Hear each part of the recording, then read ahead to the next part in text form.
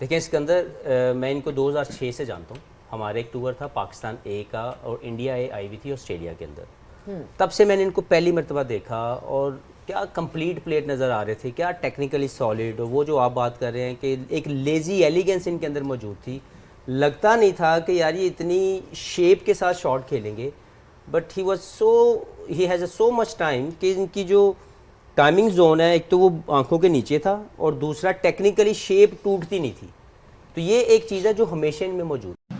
वही की है, इसका मतलब फिट था, कोई प्रेशर नहीं है, नॉर्मल मैच होता है उसको उसी तरह लेंगे हम लोग। 2 मैच यहाँ पे इंडिया को हराए हुए हैं। जो मिस्टेक्स हुई पिछले मैच में, कहाँ पे हम लोग लैग कर रहे थे, वो चीजें ना करें। ये एक हमारे लिए काफी इंपॉर्टेंट मैच है। अगर टूर्नामेंट में रहना तो डू एंड डाई है, कॉन्फिडेंट है, अच्छा मैच होगा। इंजरी तो मेरे ख्याल से आपको किसी टाइम भी कहीं भी आ सकती है। हमारे दोनों इनफॉर्म बैट्समैन थे, उनका टीम में ना होना, एक कॉम्बिनेशन बनना होता है, वो डिस्टर्ब हो चुका है। फिर भी अल्हम्दुलिल्लाह से बैट्समैन हैं, अच्छा परफॉर्म करेंगे। कामरान क्या कहेंगे हारिस की स्टेटमेंट पे? यही बोलूँगा, अब छोड़ दे नाम लेना, जो अनफिट हो गए हैं। इतनी बड़ी कंट्री है, इतना बड़ा सिस्टम है, डोमेस्टिक हो रही है, जो जिनको अपॉर्चुनिटी मिलती है उनका नाम ले, उनको कॉन्फिडेंस दे। जब फिट हो जाएगा देखी जाएगी। और जहाँ तक अपनी आपने जो टीम बनाई है वो चूचू का मुरब्बा बनाई है, आपने टीम तो बनाई नहीं है। आपने इस टीम के साथ जो आप फतह हासिल करेंगे, नाजुक वो कहते हैं ना, हमारे यहाँ कच्चा तोड़ के ले आए। हुआ ये 2006 से जब ये इंडिया की टीम में आए तो उस वक्त एक बहुत बड़ा ग्रुप वहाँ पे ऑलरेडी मौजूद था। ग्रुप से मुराद एक बेंच ऑफ प्लेयर थे, जिसमें युवराज सिंह थे, वीरेंद्र सहवाग थे, सौरव गंगोली भी थोड़ा बहुत खेल रहे थे, गौतम गंभीर थे, MS धोनी थे, सचिन भी खेल रहे थे। तो इनको अपनी जगह पे आने में थोड़ा टाइम लगा, but he waited positively for that induction. उन्होंने ये नहीं सोचा कि मेहनत ज्यादा हो रही। राइट। इंडिया ये ट्रॉफी लेके जाए। यहाँ पे गिल की बात करते हैं कि 129 बॉलों पे 101 रन किया है उसने। ये वो चीज है जो हम बाबर आजम से चाहते हैं कि बॉलें खेले ज्यादा, ठीक है ना, फिनिश करे। बस ये सिर्फ एक प्रॉब्लम हमें नजर आती है। जब फिट हो जाएगा देखी जाएगी। और जहाँ तक अपनी बात है, पिछले मैच में जो गलतियाँ की हैं, मेरे ख्याल से 4-5 मैचेस हो गए हैं, वो गलतियाँ ओवरकम नहीं हो रही, मजीद बढ़ती जा रही हैं। बड़ा फोकस करना पड़ेगा बॉलिंग में, नए बॉल के साथ भी। फिर लास्ट के ओवर जैसे हम लोग कर रहे हैं, जैसे रन लीक कर रहे हैं, वो एक्सेप्टेबल नहीं है। और आप 10+ की इकॉनमी के साथ रन दे रहे हैं। सिर्फ हारिस राव की नहीं मैं बात कर रहा, ओवरऑल बॉलिंग की मैं बात कर रहा हूँ। वो एरिया इनको बेहतर करना पड़ेगा। अब गुंजाइश नहीं है गलती की, अभी भी बड़ी मेहनत करनी पड़ेगी विद गुड रन रेट के साथ। और अटैकिंग क्रिकेट और बड़ा टोटल करके जल्दी आउट करना पड़ेगा। जैसे बताया, वहाँ पे उन्होंने बड़ी IPL खेली है, वहाँ पे उन्होंने बड़े मैचेस हमसे भी जीते हुए हैं। हमने सिर्फ 2 जीते हुए, उन्होंने हमसे ज़्यादा जीते हुए हैं। ये सोचना चाहिए। इस वक्त हमारा मोराल कितना नीचे गया हुआ, उसको लिफ्ट कैसे करना है। जो 2 दिन प्रैक्टिस में है वो कैसे यूटिलाइज करते हैं, उसमें अपनी गलतियां कैसे कम करते हैं। ट्रायंगुलर सीरीज के बाद मैंने तो नहीं देखा जो 3-4 दिन मिले हैं या 5 दिन मिले हैं जो गलतियां कम हुई हों, जिसका फायदा हुआ वो आने वाले मैचेस में वही गलतियां, उसको अब देखना, एनालाइज करना। ये बड़ा वैलिड पॉइंट है कि जिससे बात करें, जिसकी बात सुने, वो यही जुमला कह रहा होता है, जो पिछली गलतियां हुई हैं उससे सीखने की कोशिश कर रहे हैं, वो दोबारा ना दोहराएं। मुझे तो नजर ही नहीं आ रहा। ये तो 5-6 सालों, ये तो ट्राई सीरीज की बात कर रहे हैं, मैं तो कह रहा हूँ 5-6 सालों से वही गलतियां हो रही हैं। पहले आपकी बॉलिंग आपको थोड़ा बहुत बचा देती थी, अब वो कुशन आपको नहीं मिल रहा, क्योंकि डेथ ओवर्स में तो आपकी ऐसी पिटाई होती है। इसका क्या हल है और क्या करना है? इसका हल तो ये है कि जो उन्होंने बात करी है वो आवाम के लिए करी है कि हम 2 मैच जीते हुए, जो पहले हो चुका है उसको भूल जाना चाहिए।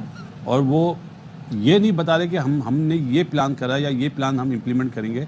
वो तो जबान की क्रिकेट खेल रहे हैं, कोई है नहीं ना पीछे। मसला ये है, या तो कोई होता है बॉलर फिट होते, आकिफ है अभी, और 1-2 बच्चे अनफिट हुए हैं।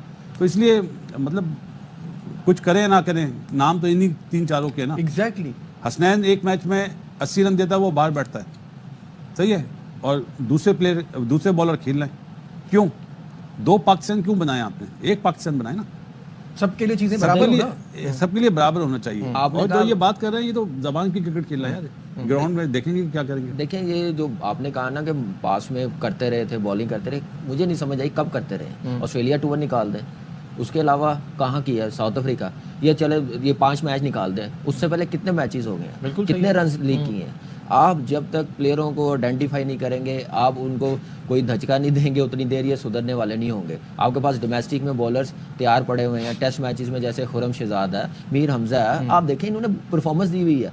आप इनको शाहनवाज धानी है, हसन अली दोबारा फिट होता है, आपको देखना पड़ेगा कि नहीं यार ठीक है, आप खेली है, इतने मैचेस हो गए, इकॉनमी क्या, हमें इंपॉर्टेंट मैच जितवा के नहीं दे रहे, तो थैंक यू, आप जाएं डोमेस्टिक में काम करें। पहले वो रात को जो ख्वाब में सोच लेते हैं वही सुबह बस यही इम्प्लीमेंट होगा। सुबह माहौल बदल जाता है, ग्राउंड कंडीशन अलहदा हो जाती है, मैच कंडीशन अलहदा हो जाती है।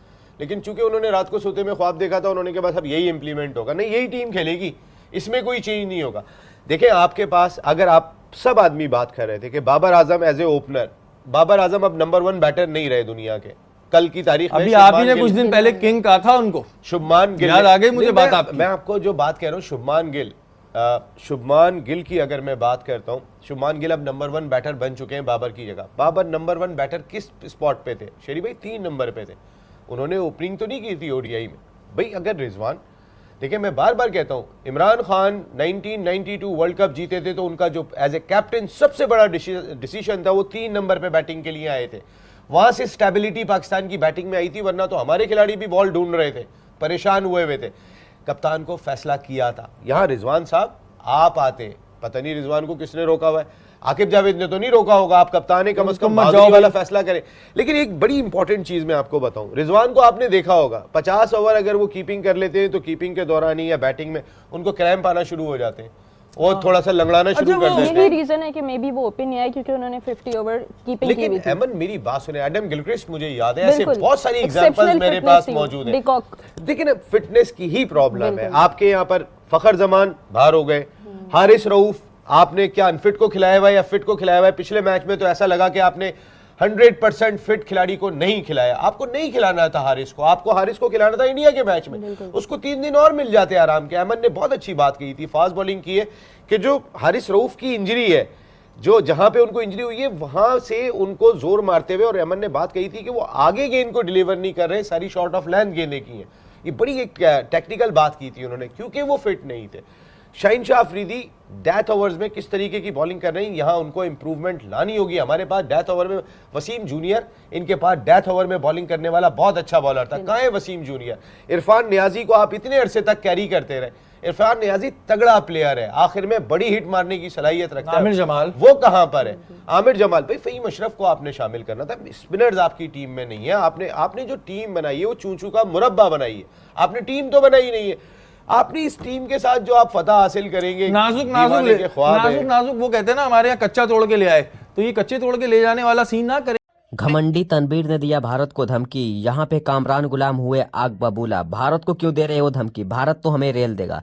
23 फरवरी को भारत के दिया धमकी, तनवीर ने कहा मैं जीत कर दिखाऊं। पाकिस्तानियों तुम सोचो, हमारा सुमन गिल अगर टिक गया, हिटमैन टिक गया तो 400 रन मारेगा और तुम्हें रेल देगा। तनवीर ने दिया धमकी तो यहाँ पे बाबर आज वसीम अकरम में हुए गुस्सा, बोले भाई भारत को धमकी मत दो। कामरान गुलाम भी हुए तगड़े वाले गुस्सा, बोले तुम लोग भारत को धमकी मत दो, धमकी तो देना है तो किसी और देश को दे सकते हो मगर भारत को कभी भी न दो, भारत को हल्के में न लो। यहाँ अगर 2 बल्लेबाज भारत के टिक गए, सुमन गिल और हिटमैन, और भारत के तो भाई गेंदबाज का बात ही अलग है। जो यहाँ पे गेंदबाज हैं मोहम्मद शमी, उनकी तो बात ही अलग है। मोहम्मद शमी अपनी पुराने फॉर्म में आ गए, पुराने फॉर्म अगले मैच में दिखाए थे बांग्लादेश के खिलाफ, अगर वही फॉर्म में आ गए तो हाँ, तुम लोग बाबर साले तुमको तो 0 रन पे आउट कर देगा। तुम लोग भारत से धमकी मत दो, भारत से तुम लोग मत टकराओ। बोले यहाँ पे वसीम अकरम कामरान गुलाब हो एकदम भड़क चुके हैं तनवीर अहमद पर। तनवीर अहमद एकदम गिरगिट जैसा अपना मन बदलता है और कभी भारत को सपोर्ट करता है तो कभी भारत को खिलाफ बदलता है।